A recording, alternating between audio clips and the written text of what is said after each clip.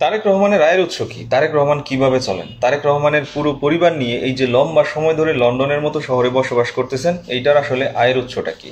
এখন কথা হচ্ছে যে এই প্রশ্নটা আমার না, এই প্রশ্নটা খালেদ মহিউদ্দিনের, এবং সেখান থেকে প্রশ্নটা অনেকের মনেই ছড়াই গেছে। তো প্রশ্ন করা কোনো অপরাধ না, কিন্তু প্রশ্নের সঠিক জবাব না দিতে পারা একজন বিএনপি কর্মীর জন্য অপরাধ।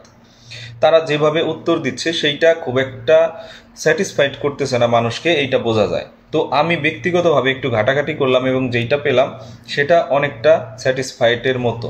তারেক রহমান 2015 সালে একটা প্রতিষ্ঠান প্রতিষ্ঠা করেন, সেইটার নাম হচ্ছে ব্লু অ্যান্ড হোয়াইট কনসালটেন্সি, এবং সেই কনসালটেন্সি প্রতিষ্ঠানে তিনি 50% শেয়ারের মালিক।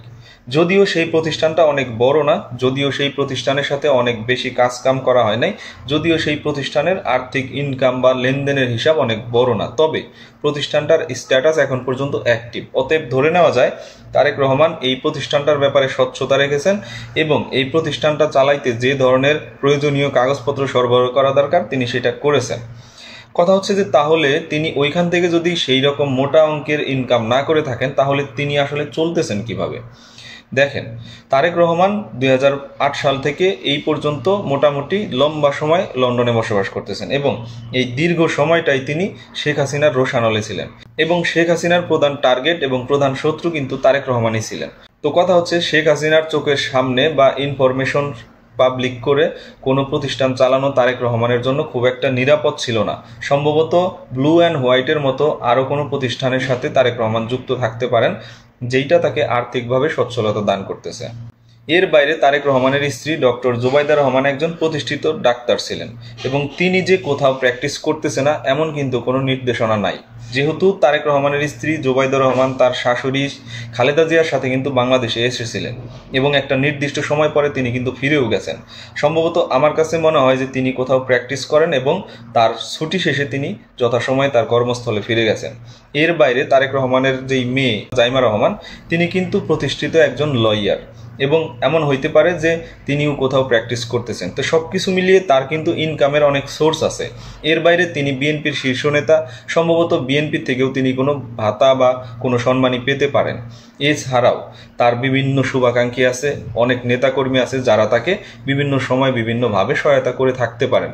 যেহেতু তারেক রহমান লম্বা সময় ধরে রাজনীতির সাথে যুক্ত, সেহেতু তিনি যদি ব্যক্তিগতভাবেও কোনো আর্থিক কার্যক্রমের সাথে জড়িত নাও থাকেন, তবুও স্বচ্ছতা এবং তবুও কোনো প্রকার দুর্নীতি ঘুষ ছাড়াই তিনি চলতে পারবেন, এইটা কিন্তু নিশ্চিত। এখন কথা হচ্ছে যে 5ই আগস্টের পরে এই বিষয়গুলো কেন পরিষ্কার করা হচ্ছে না? দেখেন, আমাদের বাংলাদেশের রাজনীতির কালচারটা কিন্তু খুব একটা পরিচ্ছন্ন না। এইখানে আপনি যত ভালো কথাই বলেন, যত ভালো কাজই করেন, সেইখান থেকেও লেজ বের করা হবে, এবং সেখান থেকেও মানুষকে হেয় প্রতিপন্ন করা এবং নোংরাভাবে আক্রমণ করার রাস্তা বের করা হবে। এখন তারেক রহমান যদি প্রকাশ করেন যে তার স্ত্রী কোথাও কাজ করেন বা কোথাও জব করেন, তার মেয়ে কোথাও প্র্যাকটিস করতেছেন, এই বিষয়টাকে নিয়ে তখন আর বাহবা দিবে না অনেকে। যারা বাহবা দেওয়ার তারা তো দিবেই, তার যে বিরুদ্ধ পক্ষ আছে তাকে যারা সহ্য করতে পারে না, তারা কি করবে জানেন? তারা বলবে যে ওই যে বউয়ের কামাই খায়, মেয়ের কামাই খায়। অতএব মানে আপনি যেদিকেই যাবেন কিছু না কিছু গলত আপনাকে ধরে বের করাই হবে। অতএব তারেক রহমান বুদ্ধিদীপ্ত সিদ্ধান্ত নিয়েছেন, তিনি এই বিষয়গুলো এখন পর্যন্ত পরিষ্কার করেন নাই। সবচেয়ে বড় কথা হচ্ছে তিনি লন্ডনে বসবাস করেন, সেখানে ঘুষ দুর্নীতির বিষয় নাই যে তিনি ঘুষ দিয়ে মানি লন্ডারিং করবেন, চাঁদাবাজি করবেন, এইটা করবেন সেইটা করবেন, এরকম কোনো সিস্টেম বা সুযোগ সেখানে নাই। তিনি দীর্ঘ সময় লন্ডনে বসবাস করেন, এবং তিনি যদি কোনো প্রকার অসঙ্গতির সাথে যুক্ত থাকতেন কিংবা কোনো প্রকার অনিয়ম করতেন, তাহলে লন্ডন সরকার এতদিন তাকে জেলে পুরত। তো কথা হচ্ছে তিনি যেহেতু নিরবিচ্ছিন্নভাবে সেখানে সুস্থ ধারায় জীবনযাপন করতেছেন, অতএব ধরে নেওয়া যায় যে তার যে আর্থিক লেনদেন বা তার যে জীবনযাপন সেইটা স্বচ্ছ এবং নিরাপদ, এবং অবশ্যই সেটা লন্ডন সরকারের চোখের উপরেই হচ্ছে এবং তারা দেখতেছে। যেহেতু তিনি রাজনৈতিক আশ্রয়ে আছেন, সেহেতু তার উপর কিন্তু নজর আছে সবারই, লন্ডন সরকারেরও আছে। আর এই যে দীর্ঘ সময়টা শেখ হাসিনার শাসনামল, তারা কিন্তু কোনোভাবে চেষ্টা কম করে নাই যে তারেক রহমানকে কোনো প্রকার বিপদে ফেলতে।